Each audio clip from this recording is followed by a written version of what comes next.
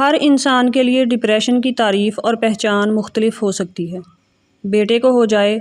تو emotional black mailing سے ماں باپ کو ڈرانا، اور بہو کو ہو جائے تو ماں کا سکھایا ہوا ڈرامہ سمجھا جاتا ہے۔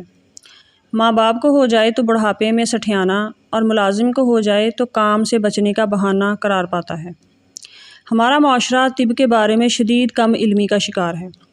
ہمارے معاشرے میں ڈپریشن جیسی پیچیدہ بیماری کو پکڑ پانا اور کنٹرول کرنا اتنا ہی مشکل ہے جتنا عوام کو یہ سمجھانا مشکل ہے کہ شوگر اور بلڈ پریشر کی طرح یہ بھی ایک بیماری ہوتی ہے۔ جیسے شوگر میں انسان کی باڈی میں انسولین بننا بند ہو جاتی ہے، ویسے ہی ڈپریشن میں بھی انسان میں موجود بہت سے کیمیکل، جن کو نیورو ٹرانسمیٹر کہتے ہیں، ان کا توازن بگڑ جاتا ہے۔ جیسے شوگر کی علامات ہوتی ہیں، جیسا کہ وزن کم ہونا، پیشاب زیادہ آنا، پیاس لگنا، بالکل اسی طرح ڈپریشن کی بھی کچھ علامات ہوتی ہیں، جیسا کہ مایوس محسوس کرنا، بولتے ہوئے نظر نہ ملا پانا، یا بہت تیز تیز بولنا جس سے بے چینی ظاہر ہو۔ اپنے بارے میں یہ سمجھنا کہ میں ایک ناکام انسان ہوں اور میری وجہ سے میرا خاندان مصیبت میں ہے۔ کسی کام میں خوشی محسوس نہ ہونا، خودکشی کے خیال آنا، ہر وقت جسم کا تھکا تھکا محسوس ہونا، کسی بھی کام میں دل نہ لگنا، کسی کام میں خوشی محسوس نہ کرنا، اپنا وجود بے معنی لگنا۔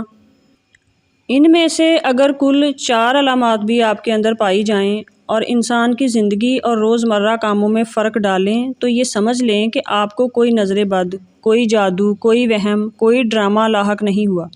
بلکہ آپ اس بیماری کا شکار ہو گئے ہیں جسے ڈپریشن کہا جاتا ہے، اور یہ قابل علاج بیماری ہے۔ اور اس کے علاج کے لیے آپ کو کسی بابے کے تعویذ، کسی جوگی کے جھاڑو، کسی دم یا کسی کی نصیحت کی ضرورت نہیں، بلکہ ایک ڈاکٹر اور ماہر نفسیات کی ضرورت ہے۔ بالکل ویسے ہی جیسے شوگر کے علاج کے لیے آپ کو شوگر کے ماہر کی ضرورت پڑتی ہے۔ جیسے شوگر انسولین سے کنٹرول رہتی ہے، ویسے ہی ڈپریشن کاؤنسلنگ اور میڈیسن سے کنٹرول رہتا ہے۔ ڈپریشن کی اکثر دوائیں 6 ماہ بعد اپنا اثر دکھانا شروع کرتی ہیں۔ جیسے شوگر کنٹرول نہ ہو تو گردے فیل ہو سکتے ہیں اور پاؤں بھی کاٹنا پڑ سکتا ہے۔ اسی طرح ڈپریشن کا بروقت علاج نہ ہو تو انسان مایوسی میں اس حد تک جا سکتا ہے کہ وہ خود کو کسی پھندے پر لٹکا لے، کوئی تیزاب پی لے، یا چھت سے چھلانگ لگا کر اپنی زندگی سے ہاتھ دھو سکتا ہے۔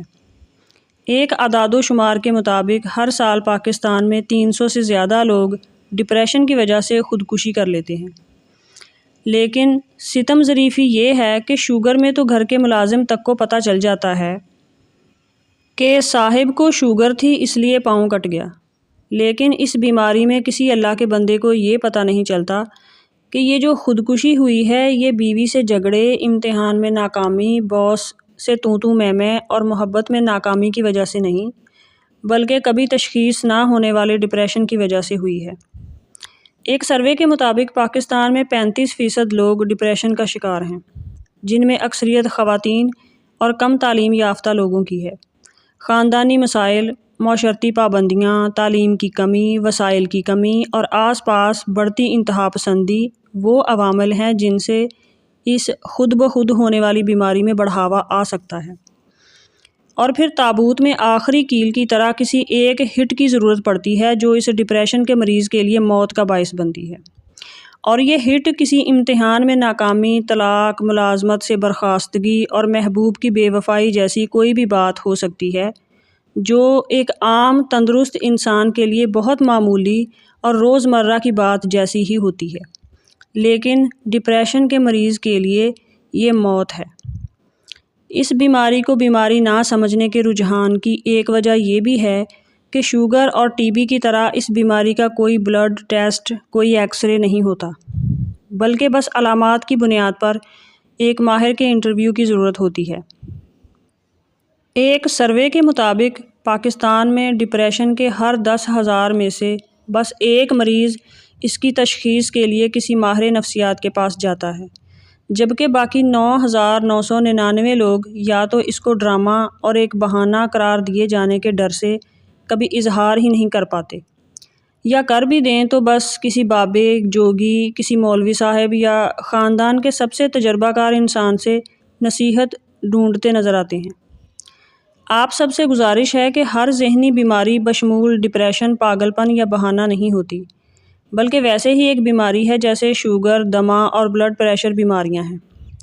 یہ بالکل قابل علاج ہوتی ہے اور اس کے علاج سے انسان کی ملازمت، تعلقات، جذبات اور زندگیاں بچائی جا سکتی ہیں۔ اس سے اگر کسی ایک مریض کی وقت سے پہلے تشخیص ہو گئی اور اسے خودکشی سے روک کر اس کی جان بچا لی گئی